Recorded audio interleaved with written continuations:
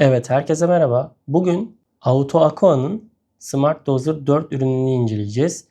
Bir yakınımıza akvaryum kuruyoruz ve bu akvaryum kurarken dozaj pompasına ihtiyacımız olduğu için bu ürünü tercih ettik. Ve hazır ürün elimize geçmişken bu cihazı almayı düşünenleri neler bekliyor, bunları deneyimlemek ve paylaşmak adına bu videoyu çekme kararı aldım. Bu şekilde ürünleri temin ettiğimde genellikle incelemeyi ve ürünü alacak kişilere faydalı olmasını amaçladığımdan dolayı bu tarz videoları çekiyorum. O zaman bakalım bizi bu üründe neler bekliyor? Kutu içeriğini açarak başlayalım. Şimdi direkt ürünün kutusunu açalım. Bir kalibrasyon kabı mevcut. Bir adaptör.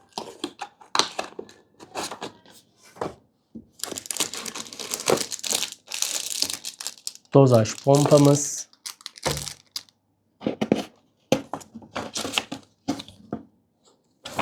Kullanım kitapçığı.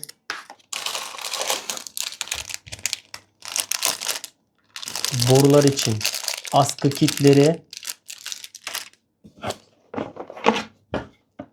4 tane renkli dozaj hortumumuz. Bu ürünler çıkmakta. Şimdi kutuyu bir kenara ayıralım. Direkt cihazın kendisiyle başlayalım. Bizi bu cihazda neler bekliyor en azından görmüş olalım.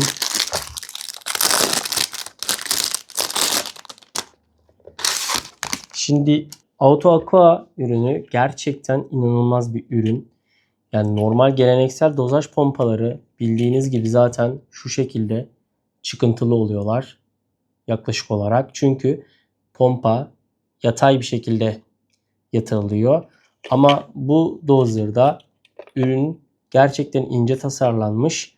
İster bu şekilde kullanabiliyorsunuz, isterseniz askı şeklinde vidalarla bunu mobilyanıza ya da belirlediğiniz yere tutturup şu şekilde geçirip şu şekilde askıda kalarak da kullanabiliyorsunuz. 4 tane dozaj pompası mevcut. Bu pompalarda şu şekilde normal arıtmalardaki gibi hortum yapısı tercih edilmiş. Hortumları buraya taktığınızda bunlar kilitlenip kalıyorlar. Gayet ince bir ürün. Zaten firmanın da bahsetmiş olduğu en önemli özellik bu incelik. Pompalar dikey olarak yerleştirilmiş ve bu şekilde ilerlenmiş. Bir incelik sağlanmış. Şimdi Smart Dozer 4'te direkt zaten görmüş olduğunuz gibi 4 tane dozaj pompası var ve bu pompalar otomatikman şuradan hortumlarla bağlanarak ilerleniyor. Yani hızlıca göstermek gerekirse şuradan ben bir kendime hortum ayarlayayım. O hortum üzerinden anlatarak devam edeyim. Evet, hortumlarımı ayarladım. Şu şekilde hızlıca olması açısından. Bakın gördüğünüz gibi zaten her dozajın şurada 1, 2, 3, 4 diye yazıyor. Ve iniş kısımları maviye boyanmış. Giriş kısımları da siyaha boyanmış. Yani sıvılar şu taraftan emilip bu taraftan verilmek üzere tasarlanmış. Şu şekilde de otomatikman bunu takıyorsunuz, astırıyorsunuz. Gördüğünüz gibi zaten kendini otomatikman buraya kilitlemiş oluyor. Normalde akvaryumunuzda şu şekilde durduğunu hayal ederseniz otomatikman buradan emiş kısmını akvaryumunuzda da vermek istediğiniz yere doğru basış kısmını koyuyorsunuz. Direkt zaten sizin için dozajlama yapmaya başlıyor. Bu hortum kısmı bakın hiçbir şekilde yamulma vesaire yok. Yani 360 derece dönebiliyor. Geleneksel dozaj pompalarında pompanın üzerindeki hortuma takıldığında özellikle döndürmek, eğmek, bükmek bazen problem olabiliyor ama burada öyle bir problem yok. Yani burası 360 derece döner bir yapıda tasarlanmış. Hiçbir şekilde bükülme, kırılma olmuyor. Hortumlar da zaten bir tık kalın. Bu dozajlamanın en önemli özelliği mevcutta şu kısımda bir tane sensör var. Eğer sizin dozajlama kabınızda örnek veriyorum kalsiyum sıvınız var. Diyelim ki 1 litre ve bu 1 litre yaklaşık 2 ay sonra bitti. Bittiğinde sizin bunu gözle görmeniz gerekiyor bazı durumlarda. Ama bu dozaj pompasının içerisindeki sensör vasıtası ile eğer sıvı çekim yerinde herhangi bir şekilde sıvı gelmediğini anladığında otomatikman uygulama aracılığıyla direkt bildirim gönderiyor ve üzerindeki alarm ötmeye başlıyor. Siz de hangi pompanızın sıvısı bitmişse geliyorsunuz ve otomatikman bunu doldurarak ilerliyorsunuz. Bu büyük bir kolaylık. Mevcutta bir cihazı elektriğe takalım. Bir bakalım ışıkları vesaire durumu neymiş, nasıl bir görselle bizi karşılıyormuş. Bunu da görerek anlatmaya devam edelim. Evet, dozaj pompamıza enerjiyi takalım. Direkt güç giriş yerinden zaten ayarlıyorsunuz. Otomatikman yanmaya başladı ışıklar. Şimdi bakın burada yanıp sönüyor gördüğünüz gibi. Diğerleri de otomatikman yanıyor. O zaten kırmızı yanıp sönüyor. Diğerleri yeşil, turuncu ve sarı. Hortumun renkleriyle belirtilmiş. Siz bu renkleri uygulama içerisinden de değiştirebiliyorsunuz. Şimdi kırmızı yanıp sönmesinin anlamı şu. Otomatikman eğer borunuz takılıysa size şu şekilde uyarı vermiş oluyor. Diyor ki elementleri kullanacağınız pompa boşta. Yani şu anda haznede herhangi bir sıvı yok. Bunun uyarısını veriyor. Bu hortum içerisinden sıvı geçirdiğiniz zaman otomatikman zaten bu da düz moda geçmiş olacak. Bunlar herhangi bir şekilde takılı değil ve herhangi bir şekilde şu an çalışır vaziyette olmadıkları için direkt sabit bir şekilde yanıyor. Cihaz otomatikman zaten üzerinden bastığınızda da manuel dozlama yapabiliyorsunuz. Sizin uygulamayı kurmadan önce borularınızı gerekli sıvılara sokarak ilk önce içerisinden komple bir sıvı geçip havasını almanız zaten %100 gerekli. Ondan sonra zaten sensör otomatikman sıvı geçtiğini görecek ve burası da sabit bir şekilde yanmaya başlayacak. Şu şekilde bastığımız zaman, basılı tuttuğumuz zaman zaten ürün otomatikman kendini bir kapatıp açma moduna giriyor. Gördüğünüz gibi bakın uyarı veriyor şu anda. Bu uyarıyı vermesinin sebebi bizim pompa birimizde herhangi bir şekilde sıvı olmaması. Burayı direkt sıvı haznesine koyarak tekrar içerisinden sensörün orada hava olmadığını algılamasını sağlayarak giderebiliyorsunuz zaten. Durum bu. Bu ürün dörtlü dozaj pompası. Bunun bir de ikili versiyonu var. Dediğim gibi ürünün en iyi yanı ince olması. Pompalar dik bir şekilde. Onu da zaten gösteririm. Ama siz onu kendiniz evinizde yapmayın. Biz bunu kendimiz ücretimizle aldığımız için bunu ben bu şekilde yapıyorum insanların bilinçlenmesi adına. Şimdi dozaj pompasının dediğim gibi ne özelliği var? Size ne faydası var? Dozaj pompası sizin akvaryuma günlük olarak katmanız gereken elementleri otomatize eden bir sistem. Eğer evinizde bu şekilde bir cihaz yoksa, örnek veriyorum Wi-Fi'li olur, Wi-Fi'siz olur. Bu şekilde bir dozaj pompanız mevcut değilse sizin akvaryumda eksilen elementlerinizi manuel girmeniz gerekiyor. Evet, dozaj pompasını zaten niçin kullanıyoruz? Örnek veriyorum sizin her gün 10 mililitre kalsiyum, 10 mililitre magnezyum, 10 mililitre alkalinite dozlamanız gerektiğini düşünelim. Bu sizin tüketiminize göre değişebilir. 24 saat içerisinde de olabilir, 12 saat içerisinde de olabilir. Şimdi siz bu şekildeki ihtiyaçlarınızı tespit ettikten sonra dozaj pompasına ihtiyacınız var mı yok mu buna karar vermeniz lazım. İhtiyacınız eğer var ve almıyorsanız sizin günlük manuel olarak her gün o 10 mililitre, 10 mililitre, 10 mililitre olarak katkı elementlerini manuel sizin şu tarzda tüplerle ya da kendiniz belirlediğiniz tüplerle dozlamanız gerekiyor. Şimdi buradaki sıkıntı gerçekten çok büyük olabiliyor.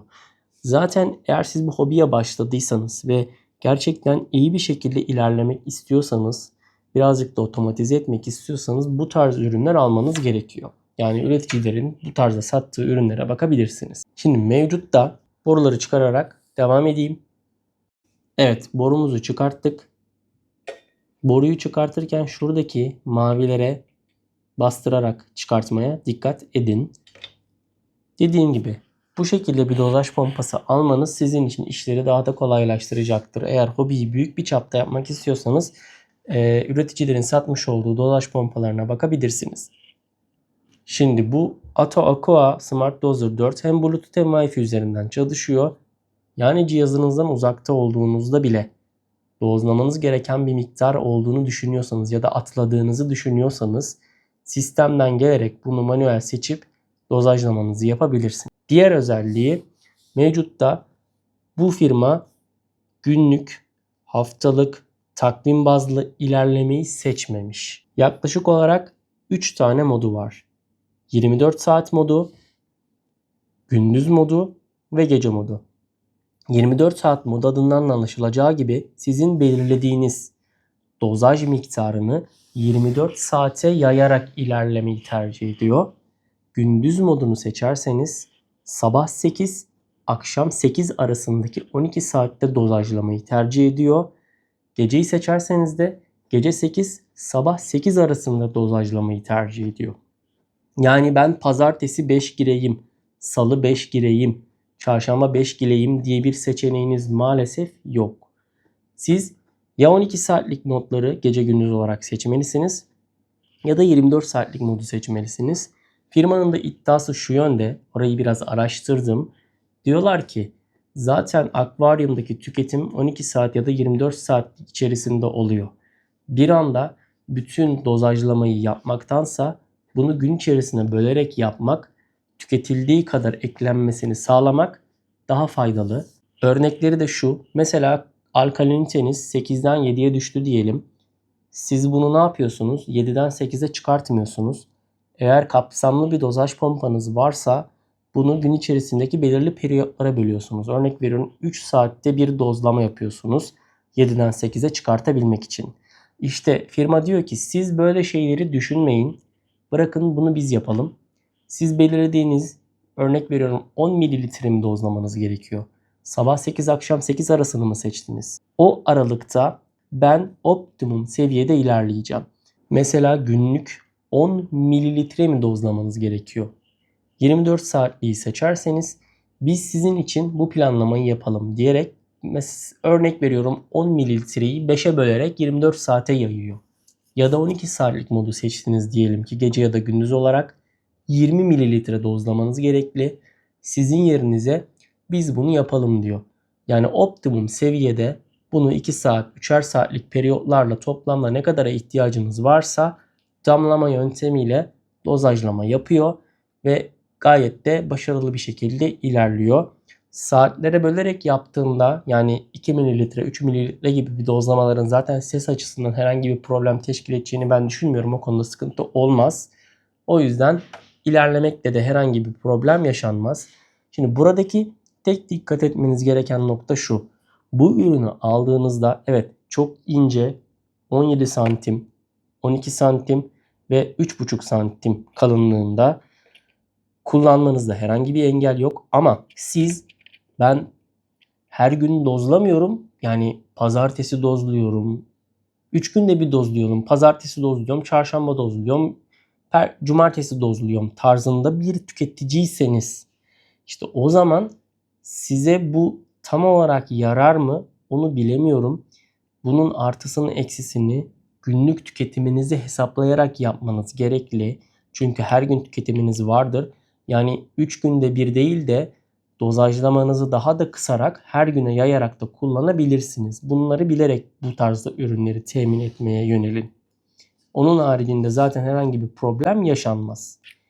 Her dozajlama arasında 7 dakika bekliyor. Hepsini diyelim ki sabah 8 akşam 8 modunu seçtiniz. Dozladı, durdu. 7 dakika geçtikten sonra ikinci sıvıyı aldı. Durdu. 7 dakika geçti. Üçüncü sıvıyı aldı. Durdu. 7 dakika geçti. Dördüncü sıvıyı aldı.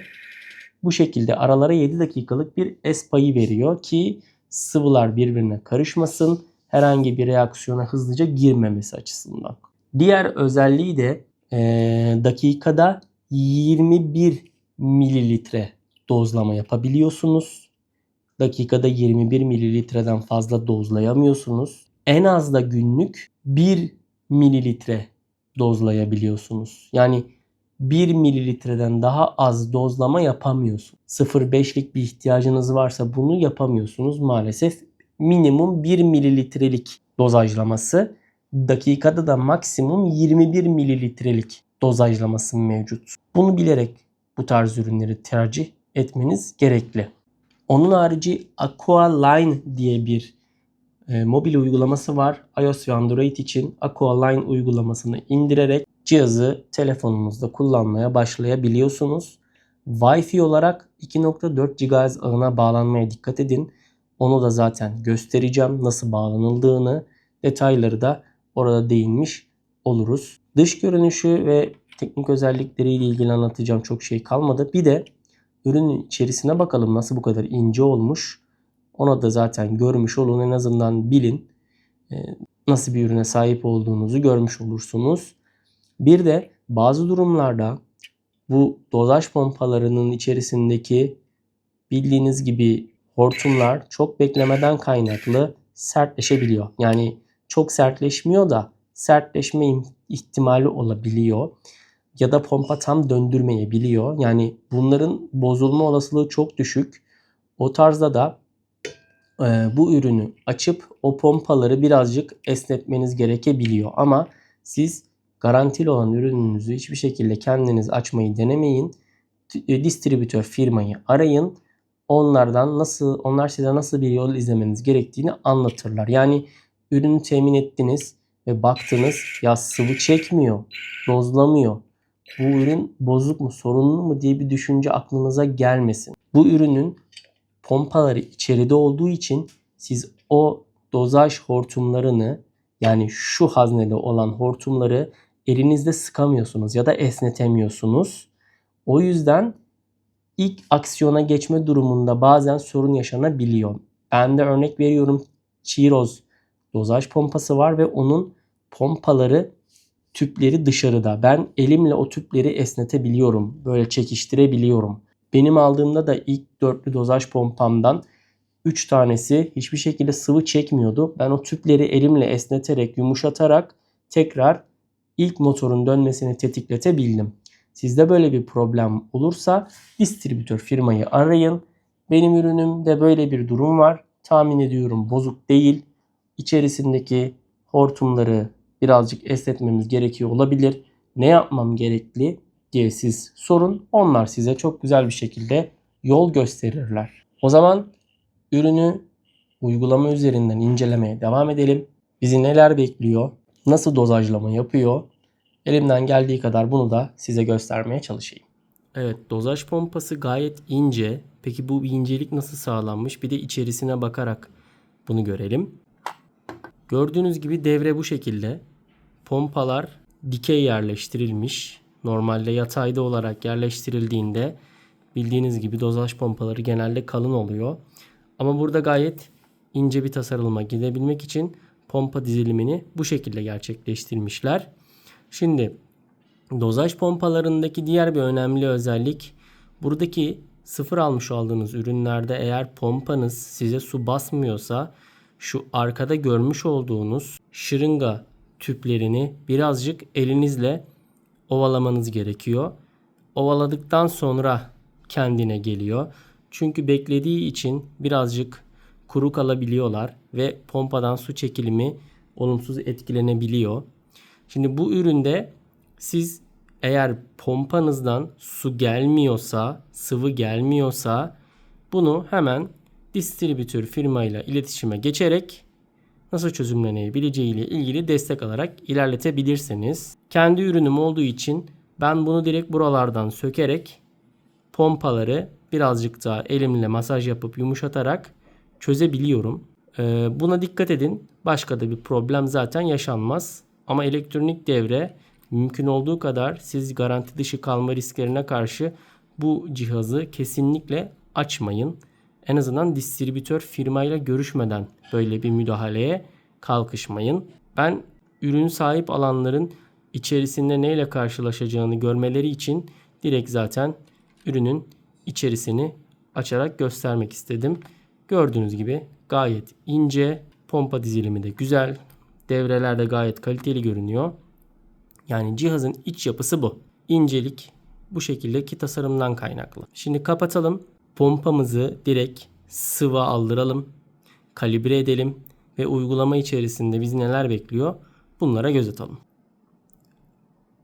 Öncelikle sizden bir akvaryum oluşturmanızı istiyor. Akvaryumunuzun ismini girdiniz. Devam dediniz. Şimdi buradan evet, akvaryumunuzu eklediniz. Akvaryumunuzu ekledikten sonra direkt cihaz ekleme butonuna tıklıyorsunuz. Yeni cihaz ekle diyorsunuz. Search for device'a tıklıyorsunuz ve cihaz otomatikman aranmaya başlanıyor. Bulduktan sonra da karşınızda bu şekilde görüyorsunuz. Cihaza tıkladığınızda cihazımızı ekle dediğinizde eşleşiyor diyor. Buradan 2.4 GHz uzantılı ağlara bağlanabilirsiniz. Buradan geliyorsunuz, direkt 2.4 GHz olan Wi-Fi ağınızı seçiyorsunuz. Bakın, eğer siz Wi-Fi isminizi değiştirmediyseniz zaten yanında 2.4 GHz diye yazar. Benimkinin ismi değişik. Tıklıyorum. Hemen buradan şifremi giriyorum. Ve bağlan diyorum. Şimdi cihaza eşleşiyor diyor. Eşleşme tamamlandı. Otomatikman cihaz gördüğünüz gibi karşımızda şu anda mevcut. İlk önce cihaza başlarken yapmanız gereken şey şu. Direkt geldiniz. Dozer'a tıkladınız. Şimdi öncelikle bir manuel çalıştırmanız gerekmekte ki tüpümüz bizim sudan geçsin. Hızlıca yapalım. Zaten emiş ve çıkış yerlerinizi belirtmiştik. Emiş tarafımızı suya batıralım. Şöyle alayım, net görünsün. Bu da basış tarafı. Bakın, borunun bu şekilde olması, yani arıtma sistemlerindeki gibi bir borulama mevcut. Bayağı esneklik sağlayabiliyor. Suyu daldıralım. Hatta şöyle birazcık iki elle tutmaya çalışacağım. Siz de görebilin diye.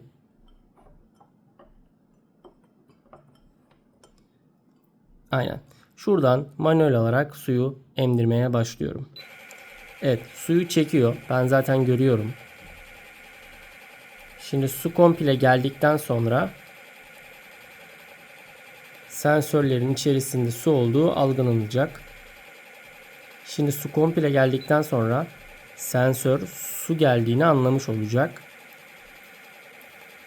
Çünkü cihazda bildiğiniz gibi sizin su haznenizdeki, sıvı haznenizdeki sıvılarınız bittiğinde otomatikman sensör aracılığıyla bunu tespit ediyor ve alarm üretiyor. Bakın, dozlamaya başladı manuel olarak. Gördüğünüz gibi damlama şeklinde yapıyor. Şimdi bizim artık pompamızın içerisinde su olduğunu biliyoruz. Şimdi yapmamız gereken şey şu. Direkt bekliyoruz. Su içerisinde dursun. Aynen öyle. Şimdi kalibre etmemiz gerekecek. Direkt şu şekilde zaten kutu içerisinden çıkıyordu.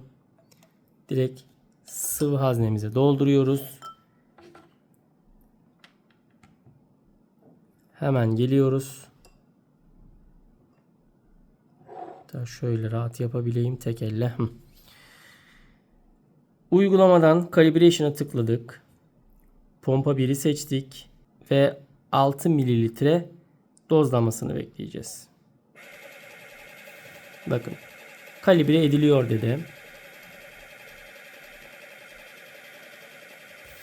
Şimdi bakalım 6 mililitre dozlayacak mı, yoksa bizim manuel değiştirmemiz mi gerekecek? Bunu göreceğiz.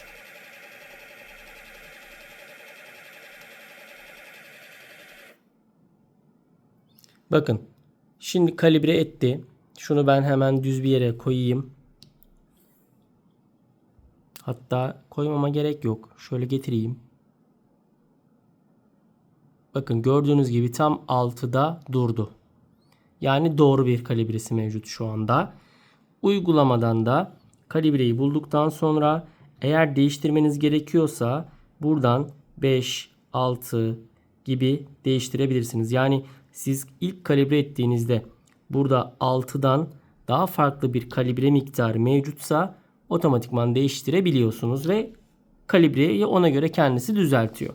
Zaten 6 mililitre demişti kendisi ve 6 mililitre kalibre etti. Calibration Completed'a tıklıyoruz. Gördüğünüz gibi tamamlandı. OK diyoruz ve birinci pompamızın kalibrasyonu tamam.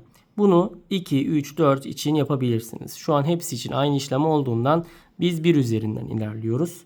Evet, kalibrasyonu tamamladık. Kalibrasyonu tamamladıktan sonra geri gelelim. Şimdi bakın, burada görmüş olduğunuz gibi direkt pompanın P1, P2, P3, P4 diye geldi. Şimdi burada siz direkt yapmak istediğiniz ayarları seçerek ilerleyebiliyorsunuz. Şimdi burada ben örnek veriyorum. Pompa 1'i 10 mililitreye ayarladım. Ve şuradaki schedule kısmından da görmüş olduğunuz gibi bakın tıkladığımda değişiyor. Gündüz simgesi var. Gece simgesi var. Gördüğünüz gibi. Şimdi pompa 1 gördüğünüz gibi tıklıyorum. Gece gündüz simgesinde kalsın. Bu 24 saatlik mod demek. Şimdi 10 mililitre ve 24 saatlik modu seçip kaydete basıyorum. Gördüğünüz gibi güncelleme tamamlandı diyor. OK dedim. Device kısmına geliyorum. Bakın pompa 1 P1 24 saatte 10 mililitre dozajlayacak diyor. Bakın P2'lerin yanlarındaki gündüz simgesinde değişti açılımları. Onları da anlatacağım. Şimdi buradaki mantık şöyle. Şimdi 24 saatlik modu seçtiniz.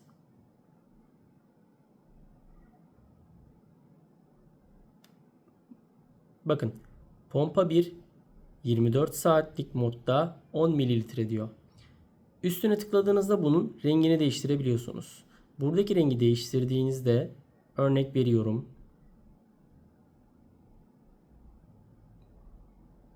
Bakın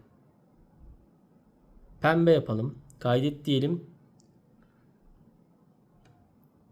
Bakın cihazın rengi değişti. Gelelim mor diyelim. Kaydet diyelim. Bakın rengi değişti. Mavi diyelim. Kaydet diyelim. Borumuz mavi. Mavi de kalsın. Bu şekilde bir değişiklik yapabiliyorsunuz. İsmini de değiştirebiliyorsunuz. Şimdi tekrar uygulamaya dönelim. Şimdi uygulamaya döndüğünüzde buradan pompa 1'e 24 saat içerisinde 10 mililitrelik sıvı dozlamasını söyledim. Yani şirket şu şekilde bir yenilik yapmayı tercih etmiş. Sizin 10 mililitrelik bir ihtiyacınız var ve 24 saatlik modu mu seçtiniz? O zaman ben optimum seviyede bu 10 mililitreyi 24 saat içerisinde bölerek bu akvaryuma dozlayacağım demek istiyor. Yani örnek veriyorum. Her saat 1 mililitre farz misal ya da 3 saatte bir 1 mililitre dozlayacağım ben diyor. Gibi gibi. Toplamda 24 saat içerisinde 10 mililitreyi sizin dozlamış olacağım diyor. Şimdi pompa 1'de geri geliyorum. Bu sefer bakın gündüz modunu seçtim ve kaydete bastım. Şimdi tekrar device'a geliyorum. Bakın pompa 1 gündüz yani sabah 8 ile akşam 8 arasında 10 mililitre dozlayacak demek oluyor. Yani burada gündüz 12 saate sınırlıyor. Bu 12 saat içerisinde ben 10 mililitre dozlayacağım diyor. Ama siz saat 10'da gir, 12'de gir, saat 2'de dozla gibi bir şey yapamıyorsunuz. Bunu kendisi karar veriyor. Amaç 10 mililitre girmek olduğu için ben bunu belirlemiş olduğunuz gündüz içerisine yayarak ilerleteceğim diyor. Tekrar geri gelelim. Gece moduna geçelim. Kaydet diyelim.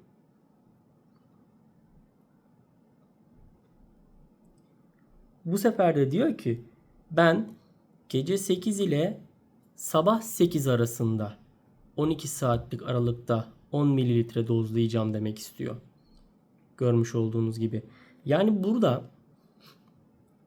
AutoAqua şirketi tarih, saat vesaire gibi detaylara boğulmaktansa sizin gece mi, gündüz mü yoksa 24 saat içerisinde mi dozajlamak istediğiniz miktarı belirlemenizi istiyor ve kendilerine bırakmanızı istiyor. Kendileri akvaryum içerisine o dozajlamayı yapıyor.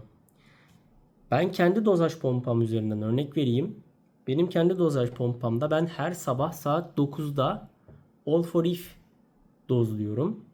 Ama şu an bu dozaj pompasını kullansaydım her sabah 9'da dozlayamayacaktım. Buna makine kendisi karar verecekti. Mesela gündüz saatini seçecektim ya da gece saatini seçecektim. O 12 saatlik içerisinde o 5 mililitreyi bölecekti. Yani bu çok büyük bir problem mi? Değil. Bunun zaten detaylı testleri %100 yapılmıştır. Herhangi bir problem olmaz. Ama bazı kullanıcılar sadece pazartesi 5 mililitre dozlamak, çarşamba 5 mililitre dozlamak, cuma 5 mililitre dozlamak, aralara bir gün es payı vererek dozlamak isteyebilir. İşte burada o zaman bir kısıtlama yaşanıyor. Yani bu her gün dozlamak için bir tık ideal bir dozaj pompası gibi oluyor. Ya da dozaj 1'de saatinizi belirleyeceksiniz. Sabah mı akşam mı olduğunu ona göre dozlayacaksınız. Dozaj 2'de saatinizi belirleyeceksiniz. Sabah mı akşam mı olduğunu buna göre dozlama yapacaksınız. Yani temel mantık siz saatlere, tarihlere boğulmuyorsunuz. Cihaz kendisi dozlamasını yapıyor.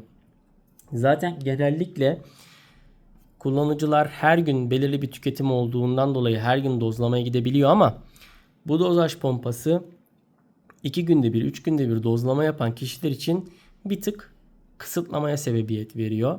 Dediğim gibi çok büyük bir problem olacağını ben düşünmüyorum.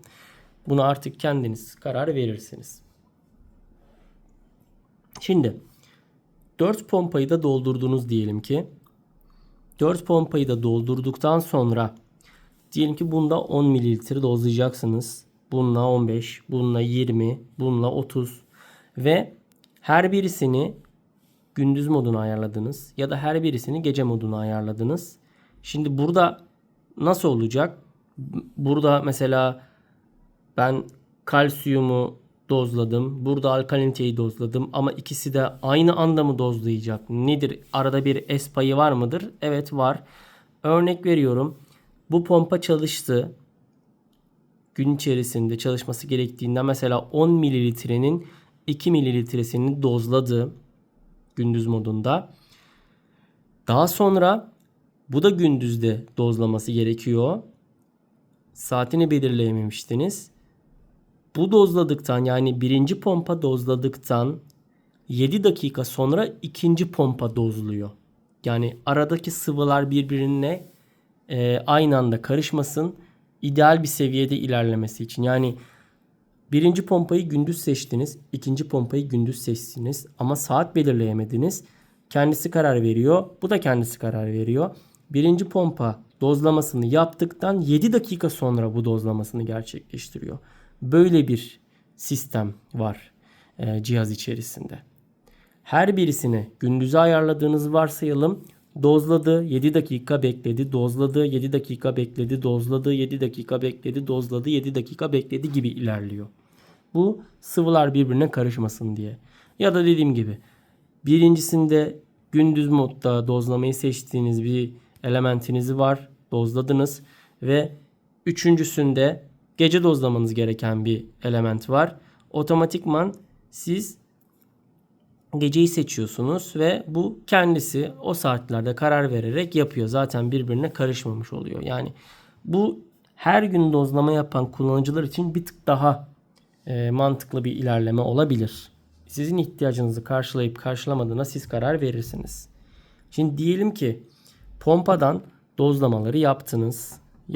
Pompanız sürekli dozladı. Dozluyor.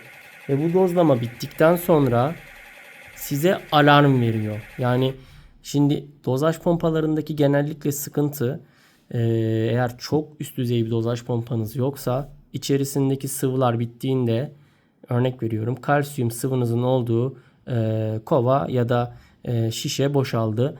Bunu siz bilmiyorsunuz ama cihaz bununla size bildirim ve alarm göndererek bittiğini iletiyor.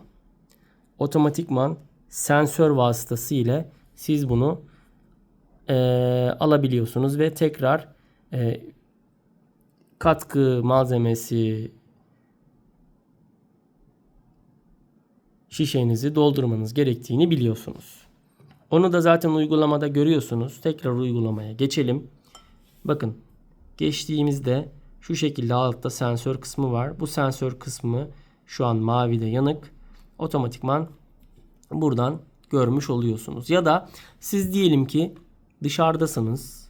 Manuel dozlamanız gerekiyor. Manuele tıkladınız. Buradan pompa 1 için diyelim ki ben 10 mililitre seçeyim dediniz. Ve start dediniz. Start dedikten sonra sizin için 10 mililitre damlaya damlaya dozlamaya başlıyor. Dozlaması çok tazikli değil. Zaten damlama şeklinde yapması bizim için de daha iyi.